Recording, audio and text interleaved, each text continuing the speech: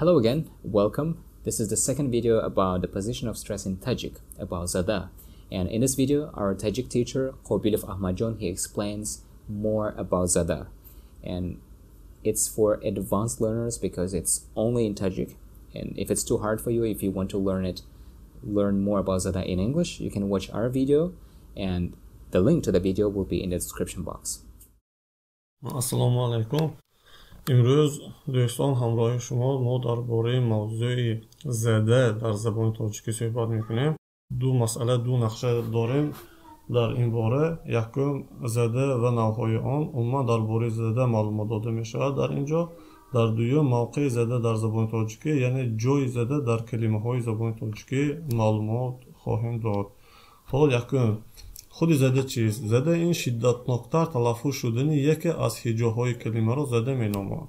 خب شدتناکتر تلفظ شدن یکی از هجاها یکی از قسم کلمه را زده می نامد. زده دو خیل می شود. خیل های زده دو خیل. یکمش زده قوگی یا دینامیکی، زده تانی یا موسیقی. خب اینها چه خیل زده؟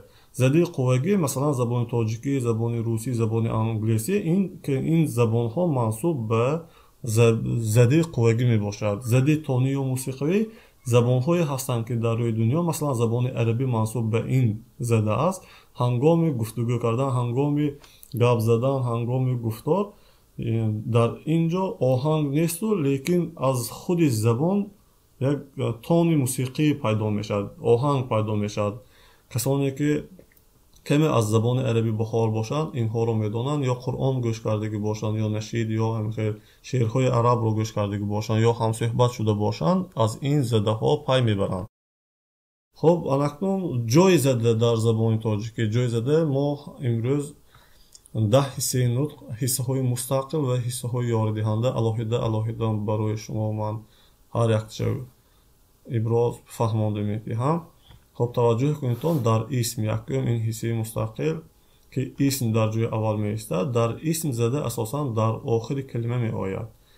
خب اساسا جای زده در زبان تاجیکی باید گفت این را که جای زده استوار است، اساسا در آخر کلمه می آید. در آخر کلمه یعنی صداها که آخر کلمه زده قبول میکنه. مثلا زبان روسی این نوع استوار گاه در اول کلمه، گاه در مابین کلمه، گاه در آخر کلمه. برای همین هم آنهایی که آموزش زبان روسی که مشغول هستند اکسنتشان، آهنگ گفتارشان هیچ وقت گم نمی شود. گم شود خیلی مشکل گم کردن برای اینکه زده هاشان استوار. یکی از خوبی زبان تاجیکی این است که زده زبان تاجیکی جاش استوار دائم در آخر کلمه می افتد بجز فعل و بعضی از کلمه های یاردهنده. مثلا چهل که گفتیم که زده در آخر کلمه ها، گرچند که اگر به این گونه کلمه ها پسوند همراه کرده شوند زده به قسم علاوه شده میگذارد. کلمه خانه در اینجا زده به صدانوک آخر افتاده است، صدانوک ا خانه.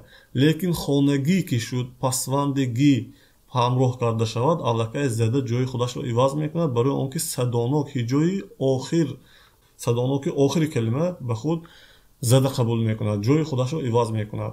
کلمه مرکب کارخانه نیست. در اینجا نگاه کنید، کارخانه وقتی که ما کارخانه علاهده گوییم در اینجا جای آخر زده قبول میکند. وقتی که کارخانه ها شد نگاه کنید الکی پسوند شکل سازی ها که آن صدانوک دارد، صدانوک به قسمت آخر یعنی زده در اینجا صدانوک آ می افتد برای آنکه آ در اینجا حرف آخری صدانوک آخرین همین می باشد.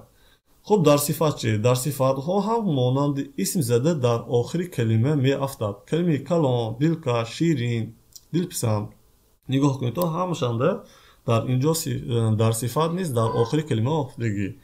گرچند که در آخر صفت یگان حصه علاوه شود زده با آن میگذارد. مثلا کلمه خوبتر درجه قیاسی که وقتی که خوبتر یا خوبترین، البته صفت 3 درجه دارد، در اینجا خوبتر و خوبترین درجه قیاسی و عالی. گرچند که پسوندهای درجه ساز همراه کرده شود در اینجا زده جای خود را عوض میکند یعنی صدانوک آخر کلمه میگذارد.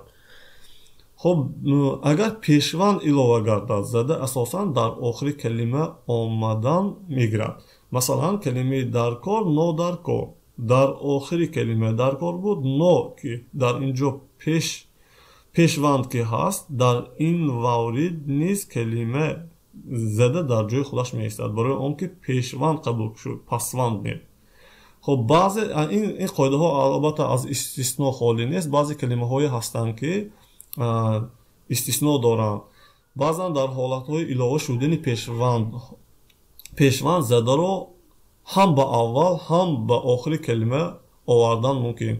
مثلا کلمه فایده میتوانید شما بفایده گفته میشود. در اینجا کلمه بفایده بعضا وقت محصول به محصول هم میشود لیکن فایده در آخر هم گذاشته میشود. جای زده در این مورد گاه در اول گاه در آخر یعنی نااستوار میشود.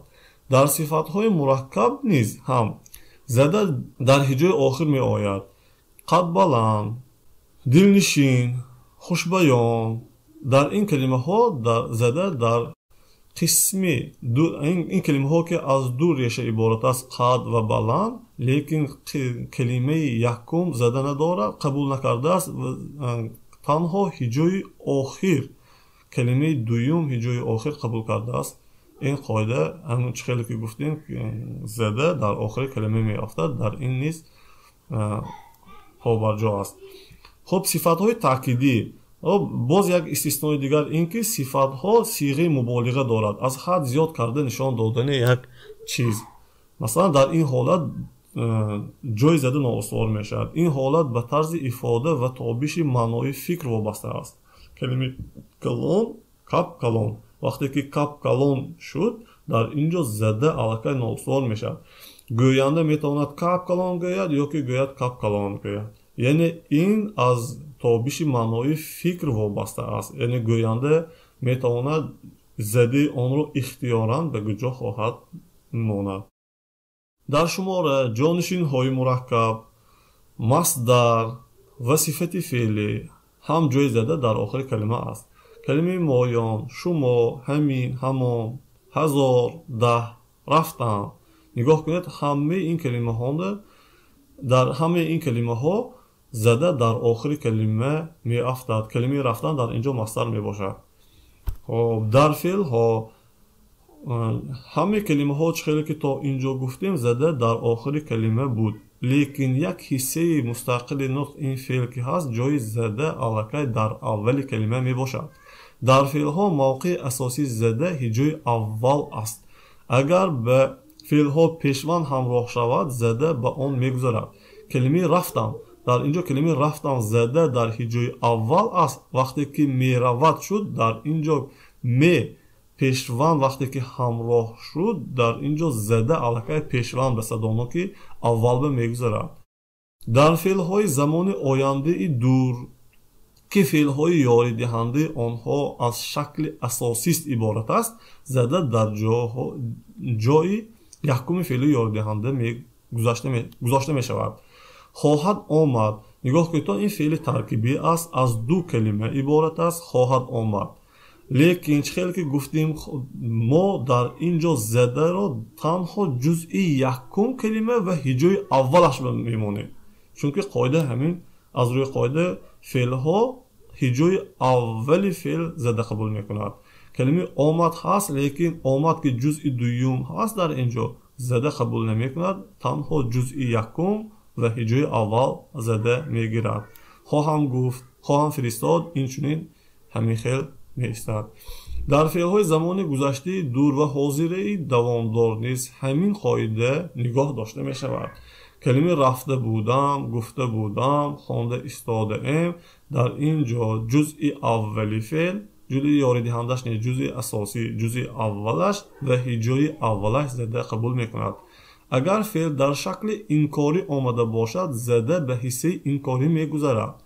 خب موقع زده در کلمه های یاری دهنده یعنی حصه های نامستقل نطق جای زده معین نیست. یعنی جای زده در کلمه های یاری دهنده در کلمه های یاور نااستوار است. گاه در اول گاه در مابین گاه در آخر یعنی استوار نیست. آره اما آیا زیرا حتی اینها کلمه ها منصوب به کلمه های یاری دهنده ҳиссаҳои ёридиҳанда мебошад, дар инҷо ҷои зада ноустувор.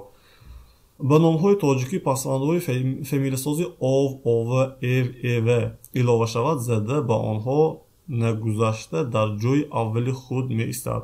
Масалан, калимаи мансур. Мансур дар инҷо зада дар ҳиҷои дуюм аст. вақте ки мансуров шуд, мансуров садоноки охири калимаи нагузашта ҷои худашанда мансуранда меистад. یعنی صداونو که اونده زده می ایستد یا منصور وانه در اینجا نیست می ایستد. برای آنکه این کلمه آو، آوه، یوه اینها کلمه های اینها پسوند های فامیل سازی اقتباسی منصوب به زبان روسی است، یعنی زبان تاجیک منصوب نیست. برای همین زده به این یعنی خصوصیت های خودش را اقتباسی کلمه های خودش را دارد. واحد های زیرین زده قبول نمی کند. مثلا پساینده را اگر گوییم کلمه خانه زده در آخر هجای دوم می ایستد، وقتی که خانه را گویید در اینجا را در یگان مورد پساینده را زده قبول نمی کند، در اساس خودش در کلمه اساسی یعنی ریشه خودش می ایستد. بندک اضافی نیز زده قبول نمی کند. اگر بندک اضافی زده قبول کند، البته این حرفی ما حرفی ای زده ای دراز داریم، این مبادل به دیگر آواز می شود که البته خصوصیت های گراماتیکی خودش است. درس‌های منبع یگان درس‌های الواحده درباره این صحبت می‌کنیم. پیونده که تابع کننده کی نیز زده قبول نمی‌کند. اگر پیونده که تابع کننده کی زده قبول کند، البته این حصه مستقل یعنی جانشین مبادل میشد، جانشین میشد. این نومراتیف های تا نیز زده قبول نمی کند. بندک خبری و بندک های فعلی، بندک خبری و بندک فعلی نیز زده قبول نمی کند. بندک جانشین های صاحبی نیز زده قبول نمی کند. پسوند نامعینی و یگانگی زده قبول نمی کند. یعنی ارتیکل نامعینی در کلمه ها زده قبول نمی کند.